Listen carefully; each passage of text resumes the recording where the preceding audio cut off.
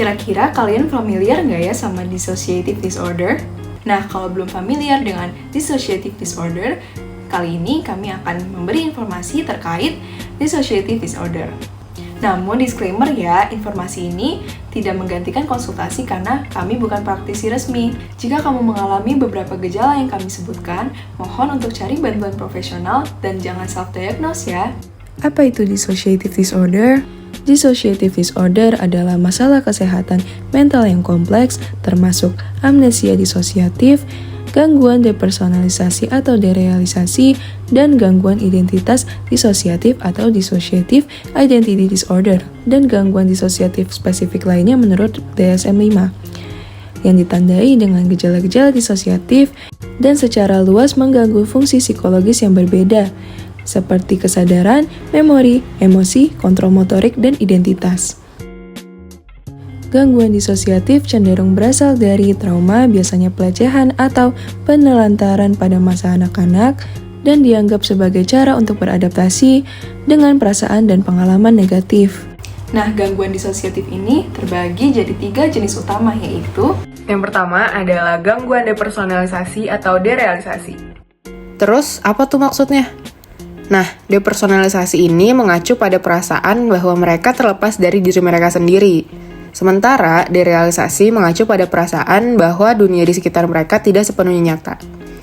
Mereka yang mengalami gangguan ini sering merasa seolah-olah mereka melihat diri mereka sendiri dari luar, atau mungkin menonton film tentang kehidupan mereka, atau mungkin mereka merasa mati rasa secara emosional atau fisik, atau juga mereka memiliki rasa diri yang lemah. Yang kedua adalah amnesia disosiatif. Nah, kalau yang ini adalah ketika seseorang memblokir atau melupakan informasi pribadi yang penting, dan yang akan diingat oleh kebanyakan orang seumur hidupnya. Contohnya, seperti di mana mereka tinggal, saat mereka menjadi seorang anak, dan seperti apa rupa ibunya.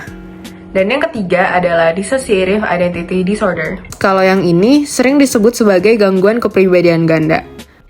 Gangguan identitas disosiatif dapat dibagi menjadi 2 jenis, yaitu yang terselubung dan yang terbuka. Sejauh ini, gangguan yang terselubung merupakan jenis yang paling umum. Gangguan identitas terselubung terjadi ketika seseorang mengalami perubahan yang tiba-tiba dan dramatis dalam cara mereka memandang, berpikir, dan merasa seolah-olah mereka telah mengambil karakteristik dari orang yang berbeda. Beberapa orang dengan gangguan jenis terselubung dapat mendengar suara orang tersebut dan merasa bahwa suara itu berbicara kepada mereka. Mereka yang memiliki gangguan jenis terselubung biasanya menyadari bahwa pengalaman mereka tidak biasa, dan mungkin merasa bingung serta tidak berdaya untuk memahami suasana hati dan perilaku mereka. Di sisi lain, mereka yang memiliki gangguan jenis terbuka secara langsung mengasumsikan 2 atau lebih identitas yang berbeda yang kadang-kadang disebut kepribadian atau altar. Identitas tersebut berbeda karena mereka cenderung berbicara dan bertindak secara berbeda dari orang yang sebenarnya. Mereka mungkin memiliki selera atau pandangan politik yang berlawanan dengan usia, jenis kelamin, atau kebangsaan yang berbeda. Gejala disosiasi dialami sebagai intrusi pada kesadaran dan perilaku diiringi dengan hilangnya kontinuitas pengalaman subjektif. Misalnya, gejala disosiasi positif seperti fragmentasi identitas, depersonalisasi, dan derealisasi, dan atau ketidakmampuan untuk mengakses informasi atau mengontrol fungsi mental yang biasanya siap untuk diakses atau dikendalikan. Misalnya, gejala negatif disosiasi seperti amnesia. Individu dengan dissociative identity disorder mengembangkan 2 atau lebih kepribadian yang berbeda. Biasanya disebut sebagai subpersonalities atau alternate personalities. Setiap kepribadian memiliki memori, perilaku, pemikiran, dan emosi yang unik. Pada suatu waktu, salah satu subpersonalities akan menguasai panggung dan mendominasi atau menentukan fungsi individu. Umumnya terdapat pada satu subpersonality yang biasa disebut primary personality atau host personality yang muncul lebih sering dibanding lainnya. Transisi dari satu subpersonality ke subpersonality lainnya disebut switching.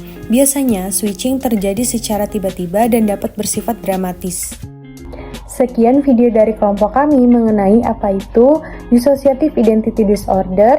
Tetap aware dengan kesehatan mental kalian dan jangan self-diagnose sebelum pergi ke ahlinya. Terima kasih.